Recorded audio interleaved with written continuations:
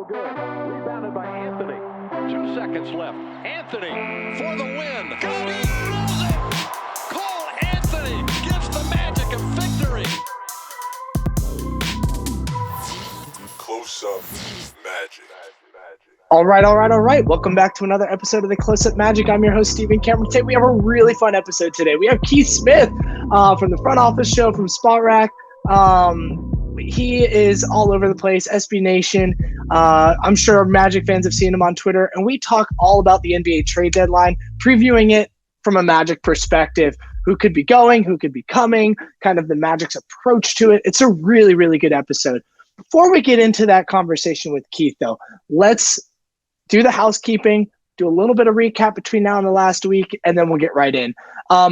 First and foremost, if you want to support the show, there's a couple ways of doing that. You can buy merch like this Close Up Magic hat that I'm wearing, or you can check out our Patreon page and become a Patreon member. Both those ways financially help us, helps us do cool things, like do giveaways like we've done in the past, get gear for us to continue to evolve the show. And none of the financial support that we get through those programs do I or any of the people that help me keep. It all goes back into the show and into you guys. So those are ways you can consider it. Another thing to shout out is 19 Media, the network that supports this show. We love them. They love us. They're great. They have a lot of really good podcasts out there, so go check them out. And the very last thing to do is always like, subscribe, and if you really want to leave a review, that'd be great. If you're on YouTube, please hit that subscribe button. We're trying to get those subscribers up. If you're on an audio platform, go ahead and leave us a 5-star review. We'd really appreciate all of that. Thank you so much. The Magic are in a really interesting spot. Let's just get into it. I'm going to rush through kind of this introduction section so we can just get to the interview. But the Magic are currently 20-31 after their recent win over the 76ers. They are 13th in the East. The Bulls are at 10th. They're the ones we're kind of chasing for that play-in spot. The Bulls are 23-26. And then you still have the Pacers at 24-28. They're kind of on a downward slope right now in 11th. And the Raptors at 23-29. So that's kind of where the Magic are standing right now for that chase for the play-in. They've kind of they've definitely separated themselves from the lower tier of the NBA. The 14th spot is the Hornets at 15 wins and the Pistons at 13. So the Magic are comfortably in the 13th spot, inching a little bit closer to 12, hopefully in another week or two. The last week's results since you've last heard this episode, we won against the Indiana Pacers in a fairly close game, 26-20. We lost to the Miami Heat, which that was a pretty fun game, back and forth a little while. Ultimately, we did not pull it out at the end. That was a 105-110 loss. The Chicago game, which a lot of Magic fans had marked, that was a back-to-back game after we played Miami and in Miami. This home game for Chicago, was not great. We kind of got our asses kicked. We lost 109-128. Vooch went off. DeMar had a really good game. DeMar went perfect from the from 3-point line. I forget how many he had. I think it was at least 4 or 5 threes and didn't miss a single attempt. That Magic just didn't show up that game. It was really embarrassing. And then last night, which was really exciting, we played the 76ers in Philly to start a 4-game road trip. A lot of people thought this game was over in the first quarter when they were down by almost 20. Second quarter did not look a whole lot different. Third quarter, some things change. Bamba comes in, gives a really nice spark for 5 minutes. Mo Wagner has, after a really bad start, has an amazing second half, very similar to, I think it was the Miami Heat game, or maybe it was the Chicago Bulls game, I think, where he came in and had a really big performance. But Mo Wagner secretly having 2 really nice games back-to-back in the second halves after pretty bad first halves. So throwing credit there. I think Mo had 20-something points, which was awesome. Mo Wagner. Then Paulo was just going off in the third quarter. He ended the third quarter with 27 points, ends up closing out that game with 29 points, just shy of a 30-point game. But just a really impressive performance from him after kind of a wonky start too. And then the other cool thing I want to point out on this game was Markelle Fultz, his first game back in Philadelphia since he got traded. The last time he played at Philadelphia was in the bubble, and then he's been injured for those games. So really nice performance from him, having a not necessarily an efficient double-double because he went 4 from 14 with his shooting and scoring, but he ended up with 12 points and 10 assists, which was really nice. And Jalen Suggs, sorry, one last one. I know offensively he's struggled this season again, but defensively, oh my God, he is defending at such a high level. Next time you watch a Magic game, watch his defense specifically when he is the game. Just focus on him when the Magic are in their defensive sets and he's on the floor because it is fun. He is really, really defending at such a high level right now. I'm loving it. Something that's really kind of crazy is the Magic, after going 6-20, they are 15-11 in their last 26 games. So they're playing above 500 basketball. They've been really well. Got to give a little bit of credit there to the coaching staff for just getting them up and going. And yeah, they're a young team. They're going to have ups and downs, but Jamal Mosley deserves a little bit of credit there. And, just wanted to shout out this team for continuing to fight and be there. Let's see. So J.I., he's played about 4 games now, and he's still at 10 minutes. I don't think his minutes are going to go up until after All-Star week.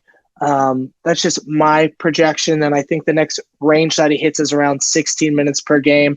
He's been solid.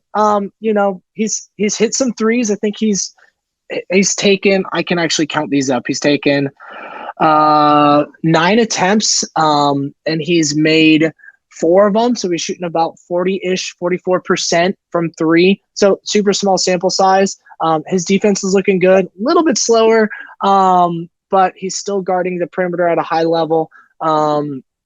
Keith and I talk a little bit more about J.I. and his fit with the team in the second segment, so I'm not going to go too deep into that.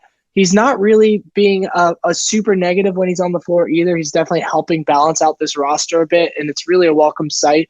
I'm really looking forward to seeing him at the end of the year as he gets some more minutes and, hopefully closer to 20, mid-20s to end this season. Cool. I rushed through that. I apologize. If you want to get deeper into those subjects, some of the other podcasts like the Ozone and the Sixth Man Show do a really good job recently of going a little bit deeper into some of those. I don't want to take up too much more time because Keith Smith and I talk for an hour, and it's really worth your time to listen to all of it. So appreciate you. Looking forward to you guys hearing this conversation. Enjoy. All right, everyone. Like I said, we got Keith Smith. What's going on, Keith? Welcome so much. Thanks for joining the Close Up Magic. How you doing tonight? I'm doing good. Thanks for having me. You're welcome. You're welcome. For those of you that are not familiar with Keith, you should be. He's all over Twitter, all over different content that you see. He's associated with his own podcast, The Front Office Show. He's associated with Spotrack. I can never say it right. Spotrack. You got it right the first time. I said Spotrack earlier, and SB Nation. So if you're not familiar with them, go check them out there.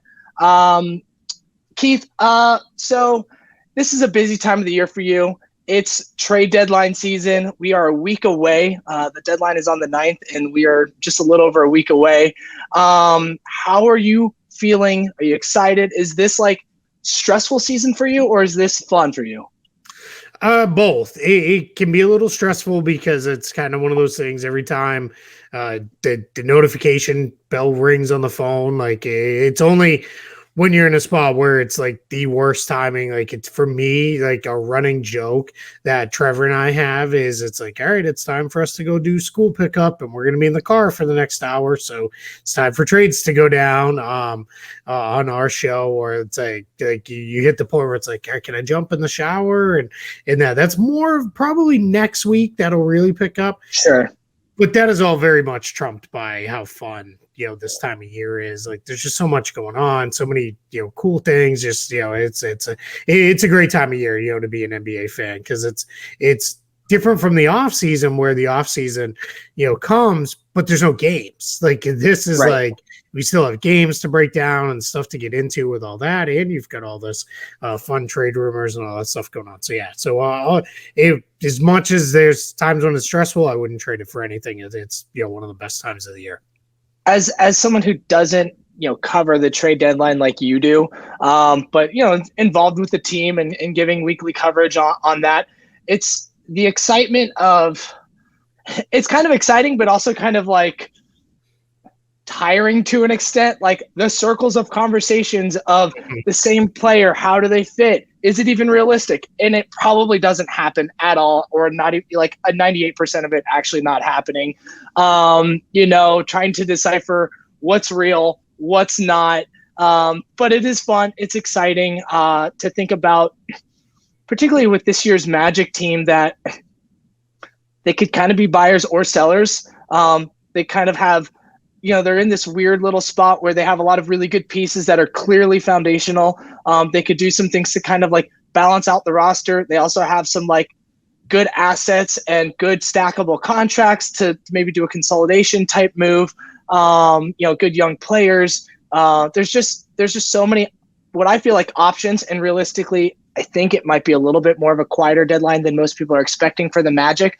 But as far as, before we get too deep into the team, I want to ask you about like the news cycle, and with all these different rumors that come out and all these different articles on certain players are available, or we're hearing this or we're hearing that.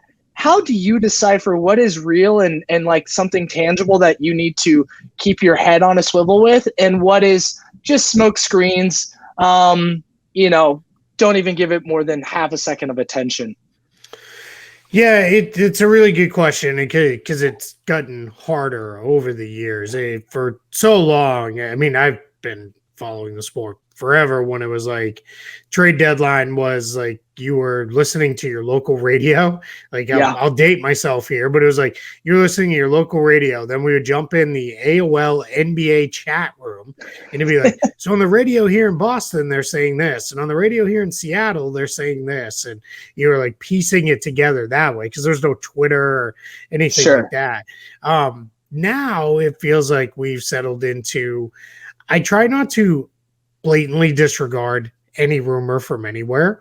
There are certain stuff where I'm a lot more skeptical if it's, that's interesting. This guy is I'll just make it up, but this guy's an Orlando Magic beat writer who somehow he's breaking the news on a trade the Clippers and Jazz are doing. Like, there's some things where it's like, is that really a thing? And I try not to really, like, I very much try to make sure you stay grounded with, hey, you can't run every rumor down from some dude who has 2,000 followers. My first filter is it even legal? Because if it isn't, then I know that's not a thing. And then it's like, you can just kind of throw that away. If it's like, oh, the Magic are trading, Mo Wagner for LeBron James. It's like, okay, well, that's not even legal. So, So like, yeah. And like those things are stupid. I heavily use lists on TweetDeck, because it's the only way you can do the best you can to not get got by the fake news breakers. That's harder than ever now with Twitter's ridiculous, let everybody be verified nonsense.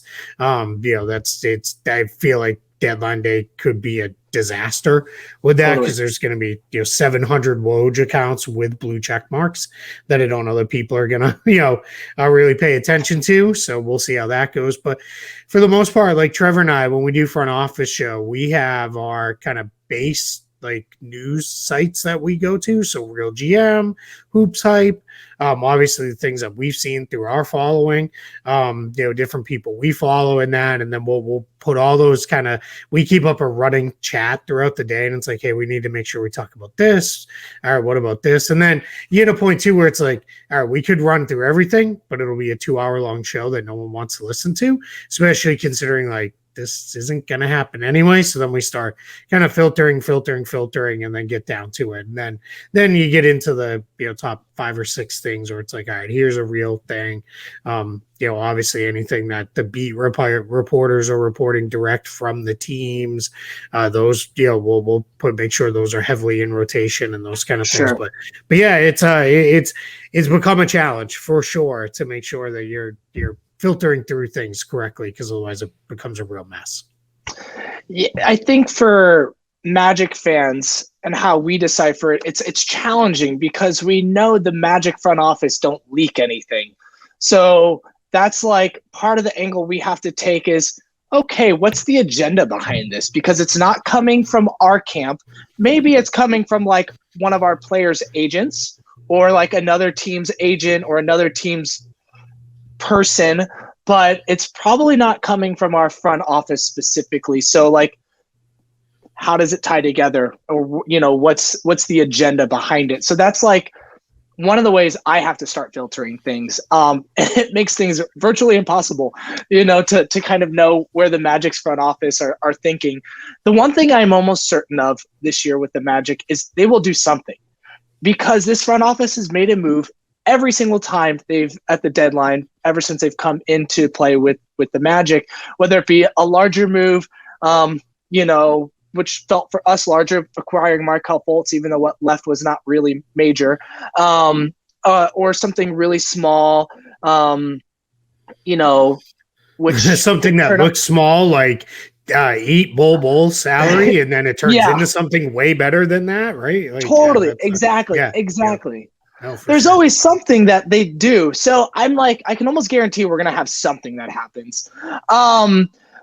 I think what I would say on that, you hit a good point on the whole, like who, like one of the things Trevor and I always ask is, who does this benefit that this news is out there? And sometimes it's one team, sometimes it's the other, sometimes it's the player, sometimes it's a team who's trying to drive trade a different direction or something like that, where it's, hey, we heard, this. I will say, as much as front offices love to stand up there, we don't leak, and nobody leaks from this front office. It's not true. All of them have leaks to some point. It's just you start to learn with like, okay, if reporter X has this from team Y, you can feel pretty good about it, because it's like that's the guy who always gets his news from there. Like the thing that was the funniest thing forever, right? We've all seen this. This is a draft thing, not a trade deadline thing, but Woj for years was like 5-6 picks ahead sometimes, especially in the second round, except for the Chicago Bulls. He never had the Bulls picks. The Bulls picks always came in, like as it like right as it was basically being announced, you were getting what the pick was. And it was just kind of funny because it was like, well, at that time, obviously they weren't working with him and giving him that information. So it is just kind of funny. And I'm glad you hit too. Team, everybody thinks like this stuff always has to come from a team. There's a million ways this information gets out. It could be an agent. It could sometimes be the player themselves. Sometimes it's a player manager. My favorite thing is, and this happened in the Amway Center visitors locker room. This was now, probably 5-ish years ago. One of the players, it was trade deadline week. It was like Tuesday of trade deadline week. And he said to a bunch of his teammates in the locker room, he's like, watch this. And he went onto his Twitter account and he just tweeted the eye emojis, like the like one that gets everybody all fired up. And then they laughed for like 10 solid minutes about like, it's so funny how people they go crazy because they saw that eye emoji tweet. So like the players, sometimes they're having some fun with you on this too. So totally. But yeah, it is, it's one of those things where that's kind of the first filter is like, all right, does this pass the smell test? Then after that, it's like, all right, who wants this information out there? Because that's something you're trying to figure out. Keith, you are local to the Magic. I know you don't necessarily cover them as like a thing, but you keep a pretty heavy pulse on them since you're local. You go to games occasionally. The Magic have played the Celtics a lot this year. Actually, they've completed their series. Yeah. Sorry how that ended up, Keith. I mean, great for us. That was fun little. That was a fun series. From our perspective, I enjoyed that. Sure. The Yeah. Celtics are a really good team, and it's always nice to see the Magic get some W's like we did last night versus 76ers. But I regress. Back to the topic. You keep your finger, fairly close to the pulse on Magic and kind of their ins and outs. What are some of the vibes you're picking up from this team? They started off horrible the first quarter, winning like basically 5 games, 6 games. And then since then they have gone, hold on, I actually have this information right here. They've gone, they've 15 and 11 in their last 26 games after going 6-20. Sorry, I had to make sure I didn't get that number wrong. So like the second quarter, they've really started to be able to like evaluate and figure out what they actually have in this team now that they're healthy. From your perspective and kind of like your spider senses, what are you kind of feeling about this team as they approach the deadline in a little over a week? Yeah, going into the year, I never bought into the whole, the Magic could be a play-in contender thing. They just that never felt like to me like a real thing, especially me too.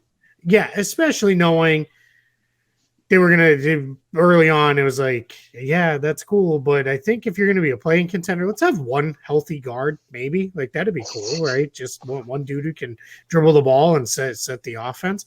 And as fun as the 4 big lineups were and those kind of things, and we all had a laugh with those. And I think those on-ball reps were really good for Paolo Banchero and Franz Wagner to be like, hey, we got to run everything through you because, quite frankly, we don't have any other option. Occasional bowl highlight. Right, exactly. I think now what you're seeing is it's a much more of a team that makes sense. I think Jamal Mosley is getting to play lineups that he prefers to play, lineups that are not, his hand is not being forced now. Right now, he's mostly everybody's healthy for the most part. I know Chumo KK's out, but that's, it wouldn't even be minutes for him anyway if he, was healthy now. Because that's honestly now the rest of the way, it's kind of a weird spot where it's like, it's a great problem to have considering where they've been the last couple of years, but it's like you're running out of minutes every night. Like, and I'm looking at some of the box scores and after I watch the games, and it's like, yeah, it did feel like Bol only played 10 minutes tonight because some of the nights that's what he's getting now because everybody's in there. And so, but I think when you look at the team, there's a sense of, all right, well, now we're kind of figuring it out. And now what it is once the terrible start happened, wins and losses became really pretty irrelevant to the rest of this year. Nothing was going to be measured by, did they win? Did they lose? It was going to be measured by how well did we get a sense of, do these guys fit? Do lineups with Banchero and Franz and Isaac, can they play together? Do they have to have a true 5 anchoring them?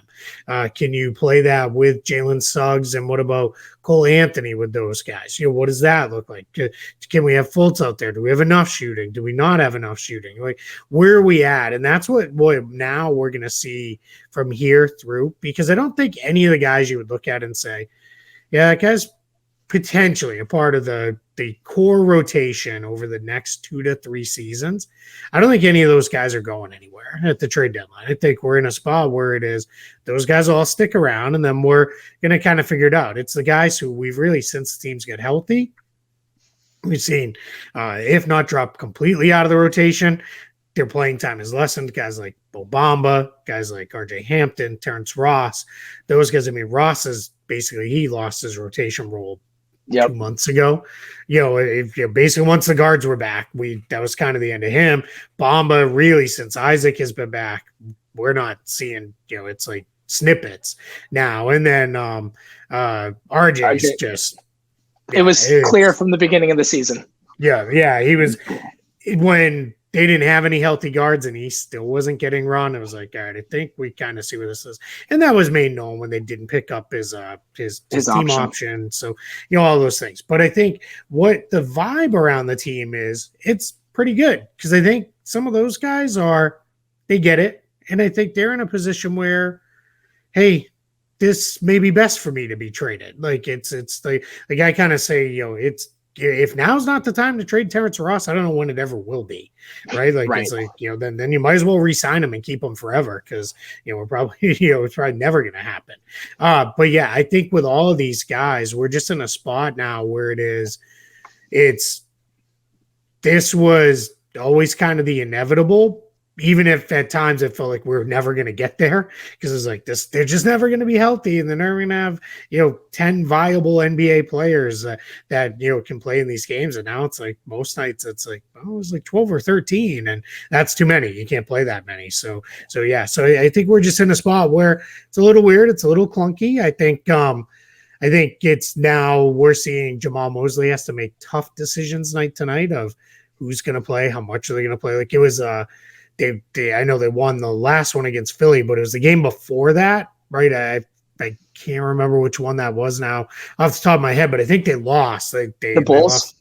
Yeah, and that was kind of right. The game got away from them in that one, and you could see a whole bunch of the guys they played, like the starters and the higher end rotation guys all were down in like the mid to low 20s in minutes. And, and that's where it's like, all right, so those are the nights where you experiment a little bit more. And in nights like the 76ers game, like, hey, we can go for a win here. Go try to get it because they have won just enough. They're not catching Houston, San Antonio, Charlotte. They're not catching any of those guys. Like that's it would have to be egregious now at this point. Totally.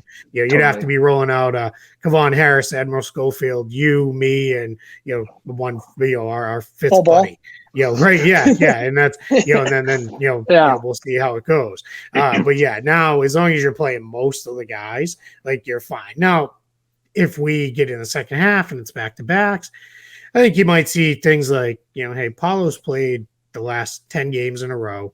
It's a back-to-back. He looks a little tired.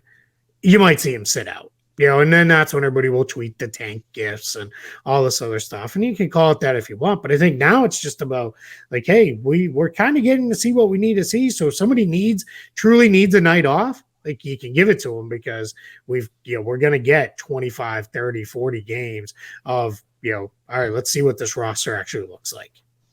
Yeah, I'm not going to be surprised if the last quarter of the season is that it like really starts to turn into some of that.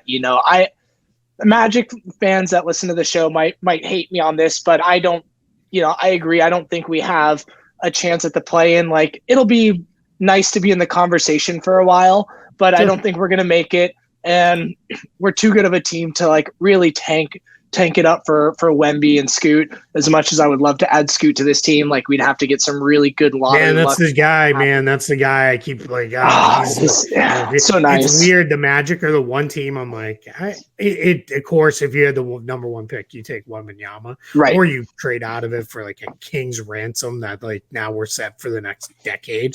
Totally. Of picks and everything else.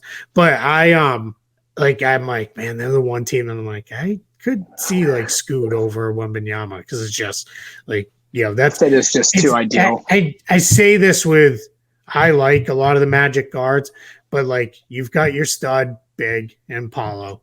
Franz looks like he's going to be at worst a really good number 3 on a very good team, and that's that's at worst, right? He's probably going to be a pretty good number 2 on a good team, and it's like you're just missing that like one like super like kick butt guard where it's like that's the dude, like that's our John Morant, that's our Darius Garland, that's our young point guard that's gonna lead us and push us forward. So but that's a whole divergent thing, then that's for months from now that can maybe be talked about. Absolutely, or maybe just later on in this episode, depending on how the conversation goes. No, I agree with you, and so it like when we think about the trade deadline right now, for me, we have a couple of key players on this team, and we'd already mentioned them, right? And some of them was kind of clear when they signed certain contracts, like Mo Bamba, $20 million deal, team option on the second year, $10 million, kind of an ideal type of trade, salary filler type of contract, still some, youngish player potential there that some other teams might want to talk themselves into. RJ Hampton isn't going to have a lot of pull, in my opinion. He's just kind of like he's expiring. the receiving team has like restrictions for what they can offer him. He hasn't really played much this season, so there's not a lot of like intrigue there, in my opinion, at least from what I'm, receiving or thinking about. Gary Harris, I feel like he's kind of proven himself a little bit harder to move unless it's like a bigger deal, because he's a really solid player now that he's healthy. But again, I can tell you on him. Yeah, go ahead. Sorry to interrupt you, but you're good. Everybody that you talk to, they really value. It seems weird because it's like Gary Harris gets kind of talked about like he's like this 34-year-old like vet who's been in the league for 15 years, and that's not feels who like he that, is. but he's not. But that's kind of what he is for that guard group, where it's like everybody you talk to talks about like how much they value. Like he's just kind of the steady hand there with that guard group of like. It's my favorite trait of Cole Anthony's, and it's also the most maddening. Like that dude, I think he has 2 speeds, 0 and 100 miles per hour. There's nothing in between with him, right? Like it's like he is just like he's got to be one of those guys where we've all been around those people, whether it's at work or personal life and outside or whatever, where it's like it's just you're just having one of those days where it's like, man, the coffee hasn't kicked in yet and I'm just not ready to go, and that person's just there like blah, and that's what it feels like for a little bit for me with Cole Anthony sometimes, where it's like there's got to be days where somebody's like, dude, would you just get out of my face, right? But 99% of the time you're like, man, I love it because he's firing us up, he's getting us going. But Gary Harris is. There's a lot of sense. A lot of people, I think, when they look at it, like, the Magic record isn't very good. They're not going to be a playoff team.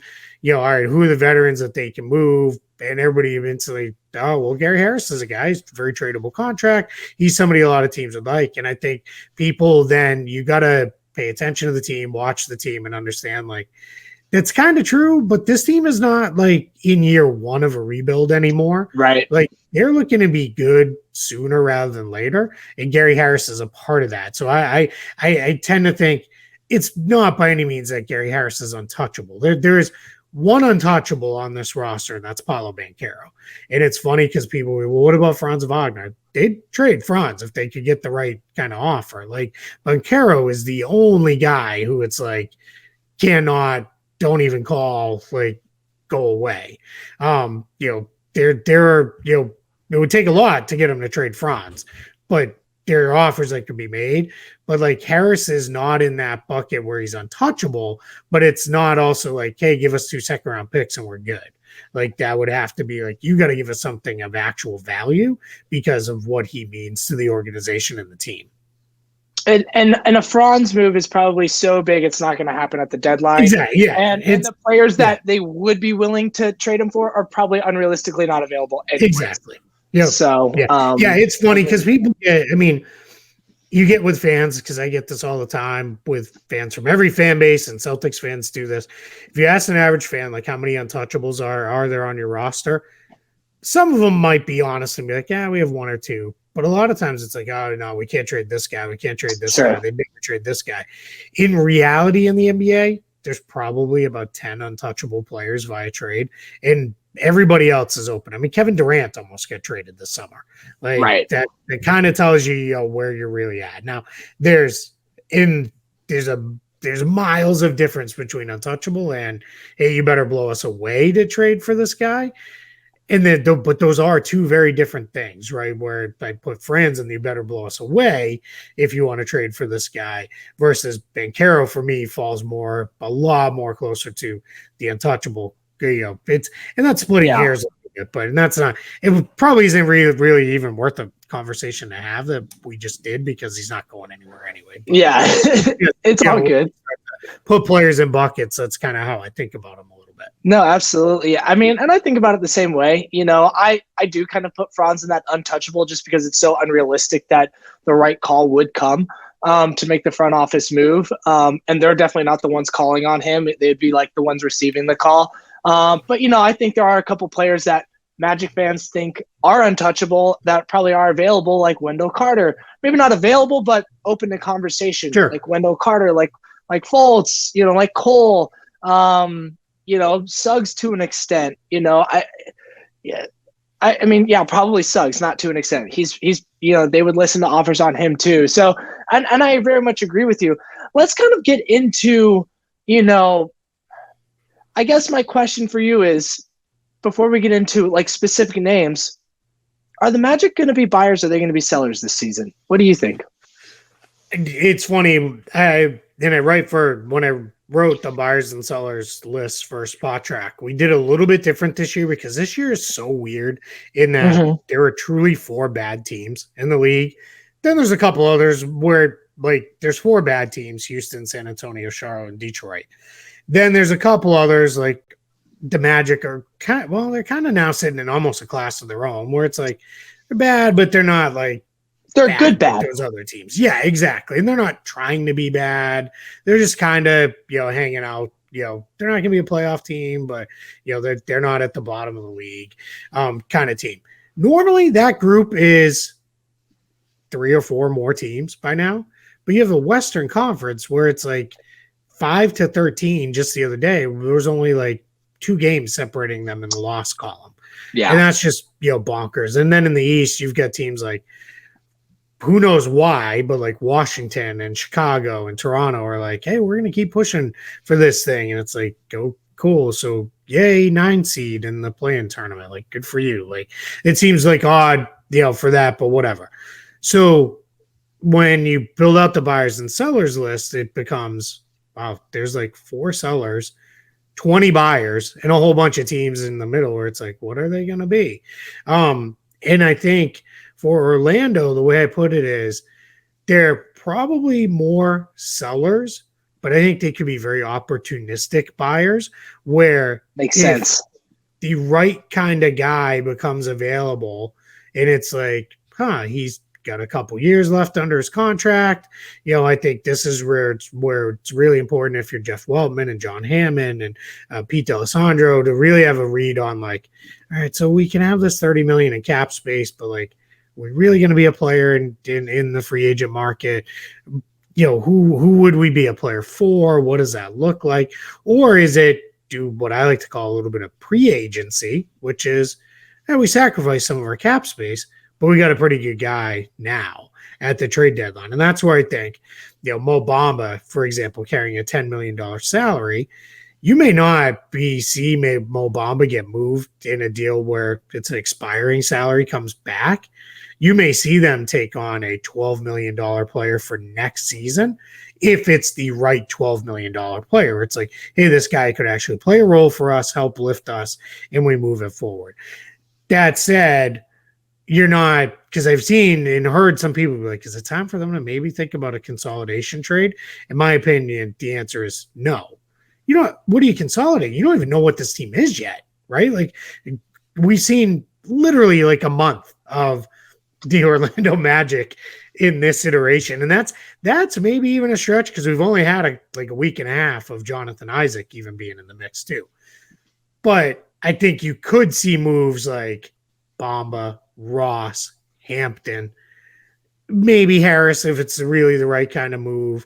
I tend to think we overrate a little bit like a guy like Cole Anthony if they look at it and said, you know what, there's just no way we're going to extend him, if that was the feeling was, because it's like he's going to want $20 million and we just don't feel like that's the right place to go.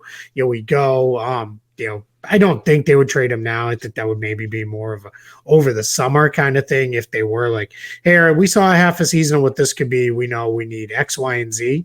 Well, to get X, Y, and Z, that generally means you got to give some stuff up. One other sneaky guy who I think could maybe, I don't think the value will be there, but like Chuma Okeke, because it's starting to be like, he's kind of just a man without a spot now. It's like, right, he's not as good as Franz by any means, so he's probably never going to unseat him. Isaac's back now, which just, further muddles a front court that's got a whole bunch of guys who can kind of play in there and still figure that out. Bowl. Yeah, exactly. And it's like, Keke's not really a guy who can kind of play the two, but not really. So that just, it's a little messy. But I think if you're the Magic, it's like, well, yeah, we could trade him, but we're not getting anything great right now. Because again, he's coming off yet another injury. So it's like, let's go. So I think you kind of dialing in on the right kind of guys. It's really Bamba and Ross like are 1-1A.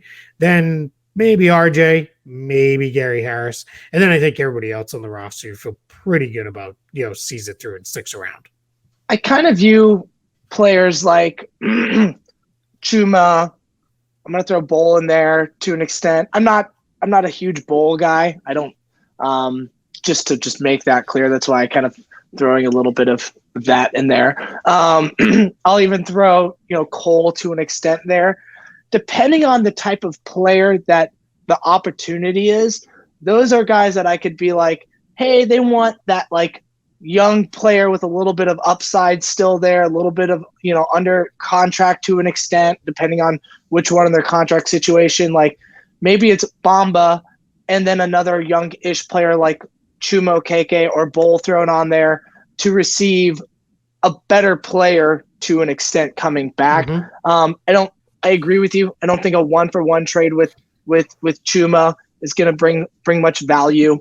I do agree that the main players are definitely like Ross and Bamba, and kind of like mixes up things with them with maybe add-ons. Those are kind of the bones of the makeup of any type of trade that would happen.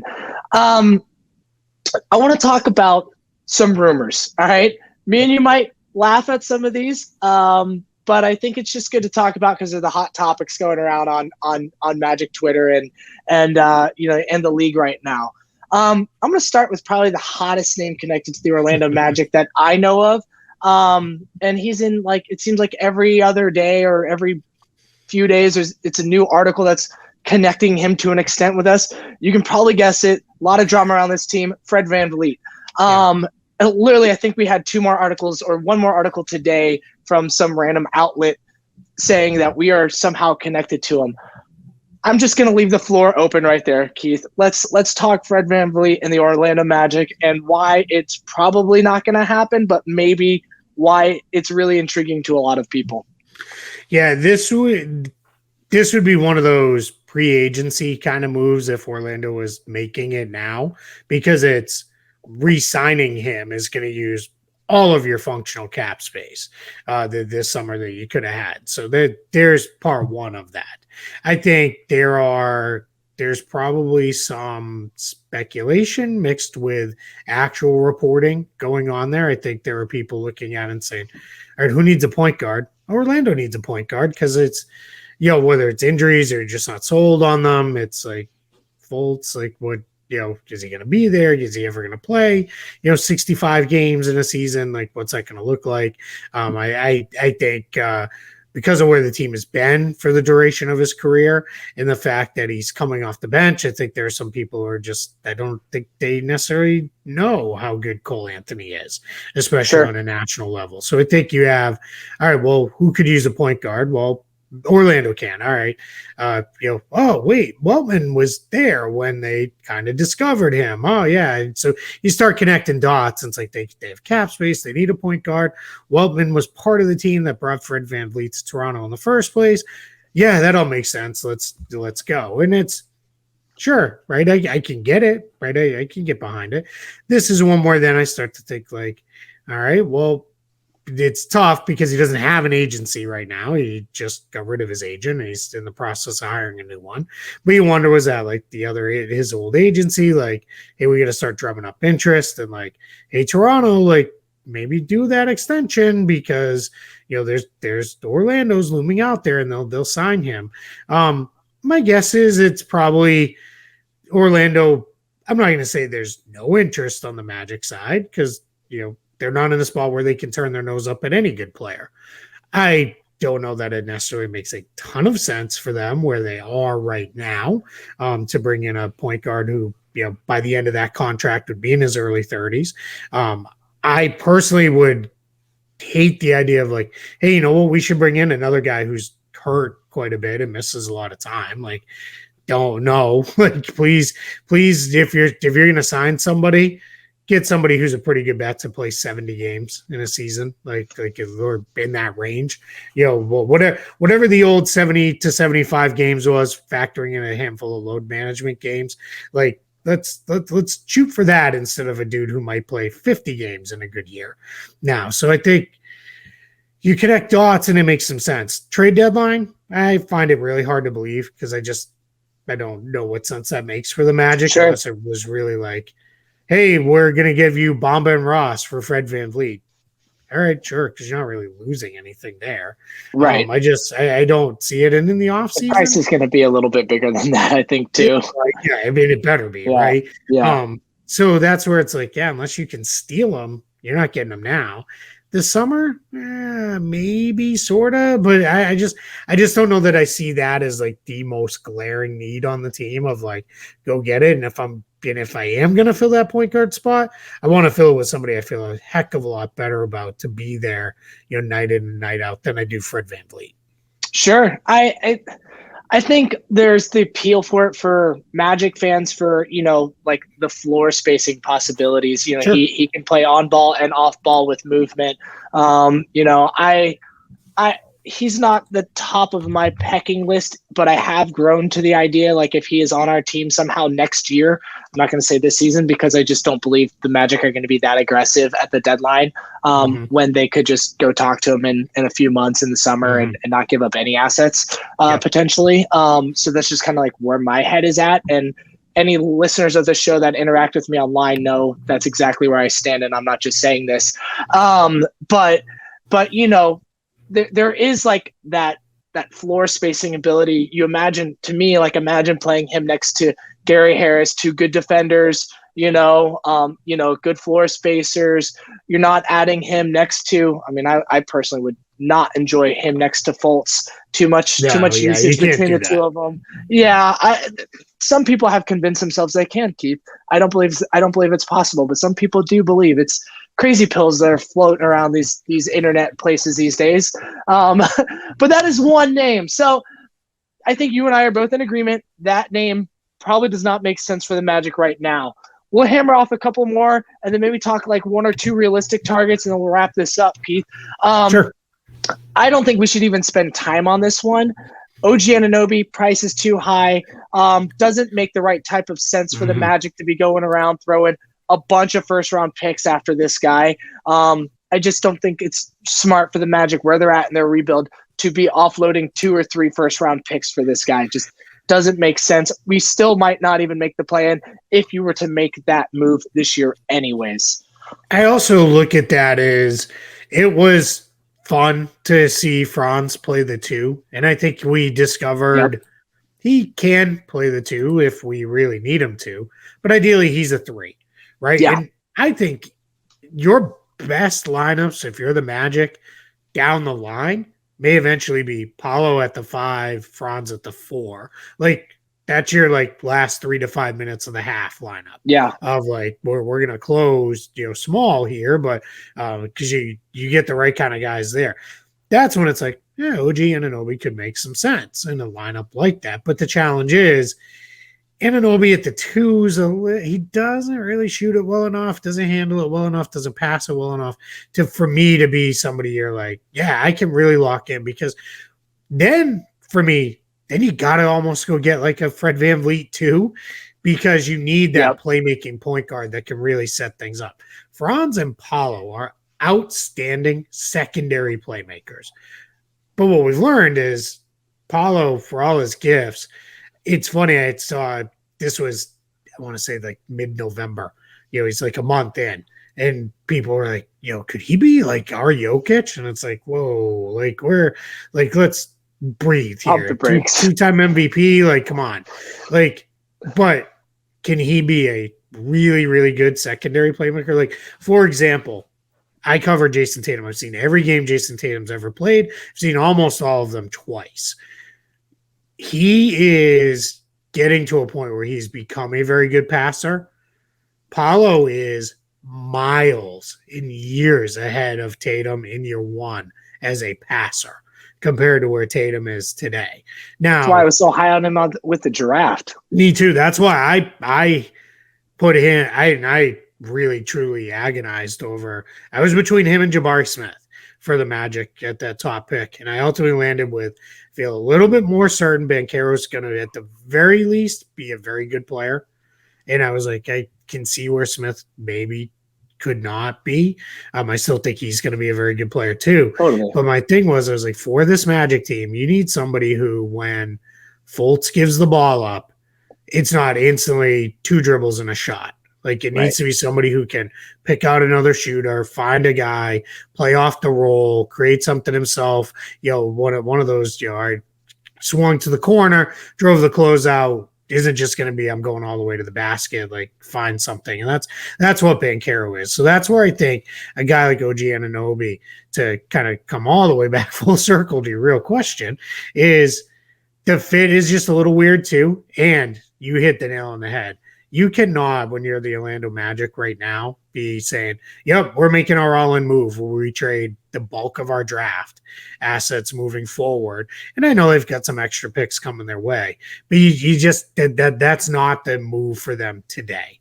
The price is just going to be pushed up too high with other bidders. If it was like 2 and you could protect one of them, maybe I'd consider it. But it's just not going to be that. And then there's like young players that are going to have to be involved, and it just doesn't feel right. The other thing you have to factor into in things like this is where I'm going to cap nerd on you a little bit. Sure, let's do it. His contract is one of those ones where it's really great right now, but what sucks about a really great right now contract is it can't be extended reasonably. And your challenge comes in, if you're the Magic, is if we can't extend them, that basically means it has to go to free agency. And yes, you can always you can pay more. You've got the ability to offer 5 years. You have the ability to do 8% raises. You can always take a player to more money than they can get on the open market. But Anunoby's not a max guy. So having all that ability, it matters, but not that much for him. So that starts to turn into, like where we've seen with the Magic, free agency has not generally been their friend with their free agents. If they're good players, we've seen too many times they've lost some guys. Now they've done well on adding guys through free agency over the years. A couple ones that looked slightly questionable at the time and turned out really great, like the Rashard Lewis contract, which that's going way back, but I remember people being like, they paid Rashard how much for Rashard Lewis, and it worked out great. One of the best Magic teams ever. He was a huge part of it. But it's when I look at a guy like Anunoby, it's not just about bringing in the talent. It's fit matters. How are you going to play these guys together? And then it becomes, or what does our cap sheet look like? So we're going to have to pay this guy. How can we pay him? And are we at risk a year from now of, hey, his contract's wrapping up, and then you're having a conversation of, we maybe need to go the other way and now move him on again. And that's just not where you want to be if you're Orlando right now. That's fair. One last name with this general topic. This one I think is a little bit more obtainable than the other 2 that we've mentioned. And then I'd like to hear maybe any thoughts of targets that you think the Magic should go after. Another Raptor, because it seems like everyone wants the Magic to trade with the Raptors. And I'm going to say Gary Trent Jr. A little bit more, in my opinion, less scary. I don't think it's going to be as much to go get him. Can kind of play that 2-3 spot, which, is where there is some need. What are your thoughts around that name? Does he make sense for the Magic? Is he even possible trade target wise? I don't have as much finger on the pulse with this name to know if it's even realistic, to be honest. Yeah, I guess for me, my question would be, what are you getting out of him that you're not already getting out of Gary Harris? Yeah, that's what I asked you. Yeah, that's where I just kind of don't get it. I think, he scores more than Harris, but he also takes considerably more shots than Harris does. I don't know that. I certainly don't think Gary Harris is a 46% 3-point shooter or whatever he is right now. That seems a little like, whoa, like that. Okay, 46.6%. That's probably not real, right? But I do think Gary Harris is somewhere between a 38 and 40% 3-point shooter, which that's the high end of what Trent is, right? Is a 3-point shooter. I think Gary Harris is a better guy with the ball in his hands than Trent is. I think he can do some stuff as, hey, Trent is pretty much, you throw it to him and he either shoots it or he's like one or two dribbles and he shoots it. Like Right. Harris is the kind of guy who you can, all right, hey, Banchero got trapped, swings it over to Harris. Harris can reset and get you back into whatever the next action is off of that trap. I think he can do that. I think they're very comparable as defenders. I think Gary Trent has become this kind of very overrated. I think people are like, oh, he's, this incredible, defensive guy. And I don't think he is that. I don't know that he ever has been that. I think that's what we kind of want him to be. So I think they're very comparable as defenders. And then again, let's factor in, you got to pay him. So, and he's going to be, he's going to want somewhere on the low end, $15 million a year. And on the high end, he's probably going to want in the 20 range. And that's just, so you're going to have to pay to get him, even if it's not a huge price. Then you got to pay him. And is he better than the Gary they already have? I don't know. I kind of don't think so. $10 million contract. Yeah, exactly. Yeah. Kind of, and this is, I say this too, I'm not super rational about Gary Harris because I loved him with the Nuggets.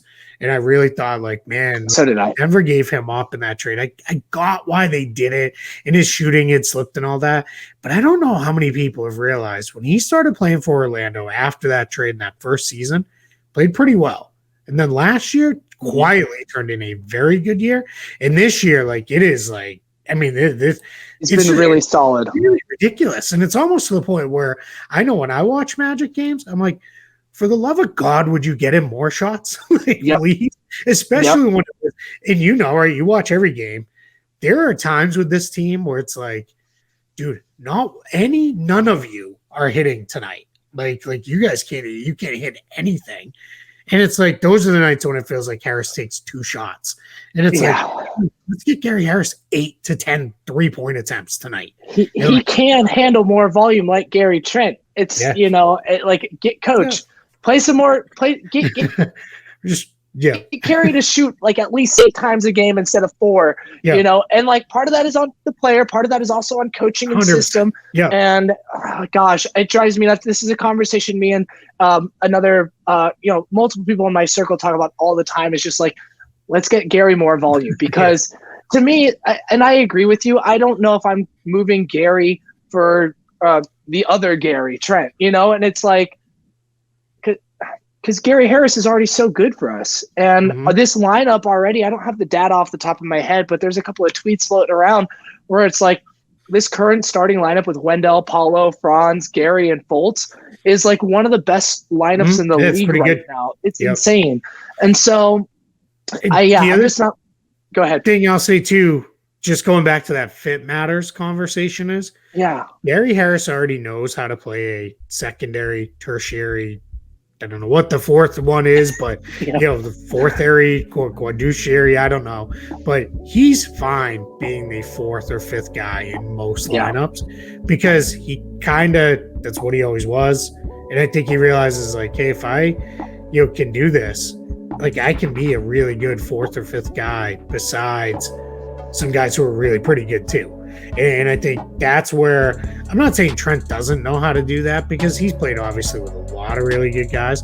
But there are times when you watch that Raptors team where it's a little too much for me, where it's like, I got this, up on my back, guys. And it's like, as much as I want to see Gary Harris get more shots, I would hate to see you, even if you just swap just the 2 of them, just swap them. I would hate to see games where it's like, Paulo took 10 shots tonight and Franz only got 10 too. Oh, and Gary Trent took 19 or 20. Like, and that's what I worry would happen. It's just, it seems like he's just a guy who's like, he's got some chuckliness in him. Yeah, and that's fine on certain teams. I just don't think that's what the Magic need. I hear that. And Harris to an extent is a culture guy where he's even come off the bench for us in certain situations, in the last couple of years. I think a little bit in the beginning of this year when he was coming back from injury. There was some time last year where he was coming off the bench a little bit. So it's like, if there was another move down the line to where we did get a clear upgrade there, he's someone who you could also fill in on the bench and probably be okay too. We've talked enough about the Raptors, in my opinion. With the Magic. Every show I do is turns into, hey, what are the Raptors going to do? Because quite honestly, that is the number one question around the NBA right now. What are the Raptors going to do? Like everybody you talk to within 5 to 10 minutes of the conversation turns into, hey, what are you hearing about Toronto? What do you think they're going to do? So I heard a podcast today. I'm sorry, I didn't mean to interrupt, but I heard a podcast one day or today or yesterday where like they were suggesting that maybe Nick Nurse is not happy there and on the hot seat and on his way out or something like that. I'm just like, okay, I it's getting too deep for me here. I'm going to another. I'm going to another show. I hear you. Keith, before we wrap up, what's a move or a couple names that you hear in circles that might be realistic for the Magic to potentially see on their team here in a couple weeks? Yeah, I think when kind of going back to our conversation is you're not making those win now trades where it's like, we got to get this guy because this guy's going to push us forward into the, play-in tournament, because I think this front office has been very smart about the way they've constructed, built, and put this team together to the point of they're not rushing and they know they've got time. Making the Vucevic trade when they got rid of Fournier and Gordon and did all of that, it was a very signal of, hey, it's going to get real ugly here for probably a year or two, and then we can start building back up. Well, now you're seeing you're right on the cusp of that build back up portion. That's been delayed because the roster was just a mess with injuries and just kind of figuring it all out. So now what it is the rest of this year should be, what do we have? Let's let Jamal Mosley not experiment with lineups, because it's like, well, I have one healthy guard, so let's see, can Paolo play the point and actually have to truly bring the ball 94 feet every possession? Like now it's like, hey, can I play 3-guard lineups? Like what a crazy thought that would be, right, for this Orlando team. But it's like those are the things which we're seeing. Yeah, exactly. Yeah, he's really starting to do some mixing and matching. So when I think about who they could go get, what I think about in guys in that situation is I'm looking at guys who have at least a couple years under contract that you're like, all right, is this guy kind of out of the mix where he is, or is he somebody like we can, quite frankly, kind of steal in a trade? And we've seen those happen sometimes. So I look at, like, could they get in on, let's say the Clippers wanted Mo Bamba, right? Because they're very openly looking for a backup big. Could you get in on a guy like Luke Kennard, who very fair contract for what he is, really, really great shooter, kind of bring him in and say, hey, we've kind of now solved our shooting issue by trading a big who, quite frankly, has no place left in Orlando. Like he's done, right? It's just done. He's not. I will be shocked if come the opening of training camp, Mo Bamba is on this team next year. I would be almost nothing would shock me more in the NBA. I just think it's done. And I think for him, it needs to be too. He needs to go somewhere else too and see, right? And I agree. Sometimes risky take too. If he goes somewhere else and he pops, well, happens. So and I know nobody's going to be like, oh yeah, Luke Kennard, like, oh, what an unbelievable, like that's great. What a great player we got. But that's kind of what you're sort of looking at. Like, could you get could you, if you wanted to send Gary Harris out in a trade, could you pick off, a guy like if Washington keeps winning at this high rate, could you get like Denny Avdia from them, where it's like, all right, this is a guy we can bring in and work into the mix here. Could you get, I don't like him as much, but could you get like a Landry Shamet if you really want to go that direction? There's a lot of those are kind of the mid-range types of guys that I'm looking at, because it's not going to be a star trade. There's no star trade. No team, like I've seen a couple people were like, what about Sadiq Bey, which I think is almost residual carryover of the 50-point game he dropped on Orlando.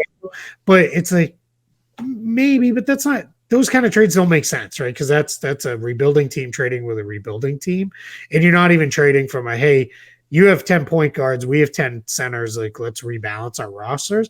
And I look at it, it's like, well, he's not going to play over Franz. He's not going to play over Banchero. He's not a 2. None of those guys are really 2. So, we're not just in the – I think the Magic where they're at now, it's no longer about year 1 and the beginning part of year 2 of a rebuild are just give me talent. I don't care about positions. And they did that, right? It was right. Hey, we collected 10 different guys who can play the big positions. And we had this really weird group of guards that we didn't know how it was all going to flow together and figure out and sort through. And now it becomes into a point where it's like you're almost kind of looking at like when they picked Fultz off from the 76ers, just on a different side of the timeline, right? That was like, well, we're getting him for basically nothing, right? Like we're moving out a guy who we don't really care about in our rotation because they need help right now this minute. That's where you're almost looking at on the other side is can we pick off another guy like that who could just kind of come in and kind of play a little bit and help us and fill an actual need on the team? Because so much of it right now is I bet if you ask them, what is it you need most? I don't know that they would, you could probably ask 10 people in that front backup office. Center. You might get 10 different answers. Is it backup center? Because Mo Wagner's doing fine there. I kind of think that's probably what Jonathan Isaac eventually is going to be. Yeah. I know they're playing him more at the 3 right now, but I can tell you, I saw him play in Lakeland in person, and I've seen him play a couple times. He just doesn't move the way he used to. He's not that quick anymore. I go back to Jonathan Isaac rookie year, first game he ever played. Goran Dragic loves the move where he does the Nash dribble, right? He drives all the way under the hoop, and then he turns and shoots a fall away. He came around the other side, and when he turned to shoot, it was like Jonathan Isaac unfurled those pterodactyl wings and completely blocked out the sky. You could tell Dragic was like, oh, crap. Like, I don't know what to do. Like, one, he shouldn't have kept up with me. He shouldn't even be here. And now, like, I have nowhere to go. And he ended up forcing them into a turnover. This was like minutes into Jonathan. I remember. And I was like, I'm in love. Like, this is like, I'm irrational. Like, this is incredible what this kid could be. Watch him now. No shocker after years of knee problems and working back and all that. He's just not that guy anymore. He did do a pretty good job on Brown, if I remember correctly, on his first game back. He does okay, but the length is what gives Jaylen Brown trouble. It's Brown had got him a few times when he just was like, oh, I'm going to put the ball on the floor and go by him. And that's when he gets them. And I've noticed in a couple of the other games he's played, there's times when it's like, it's just that half step slower. But that said, Jonathan Isaac now 4'5", Jonathan Isaac. Ooh, that starts to get fun, right? That's scary. A whole different kind of interesting thing. Because then what you are is you're 4'5" who can switch and hold your own versus being, hey, you're our perimeter stopper. We're throwing you out there on, whoever it is. You're going to be that guy. Now it's like, yeah, you can switch and hold your own. That becomes a whole new thing. And that I think becomes a very interesting thing. But to the bigger point is, right, we just had a whole long conversation of like, what is the need? What do they need? Right? Sure. I tend to think the number one thing that they need eventually is they need that, like, this is our dude, this is our floor leader at point guard who is going to be our guy. Today, it doesn't make sense. Like I said, you don't go trade for Fred VanVleet. Even had someone ask me the other day, what about Kyle Lowry? It's like, why? What's that going to do? Like, he's too, now you've given away all your flexibility for next summer. And it's like, that's not like cool. So instead of finishing with, I don't know, they're going to probably finish around 30 wins. We won 33 games and still missed the play-in tournament. Like that's not, what is that? Like, that's not there. Like, kind of feels like the Magic need to wait for the next wave of guards to be available to fill that. If they don't like make a move for, a free agent this summer, for some reason, if Fred VanVleet really likes Disney World, which I doubt it, but we'll see.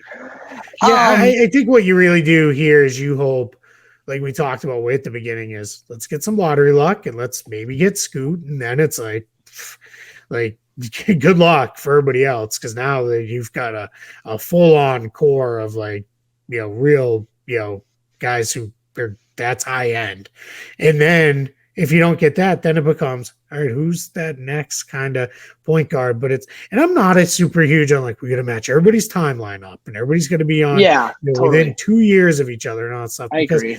What people miss with that is, unless Contracts you're doing real that, complicated. that's exactly what it is. Unless you're the veteran team that is trying to win today and you're like 2 years from now, we're probably going to be bad and it doesn't really matter. So, we can do this.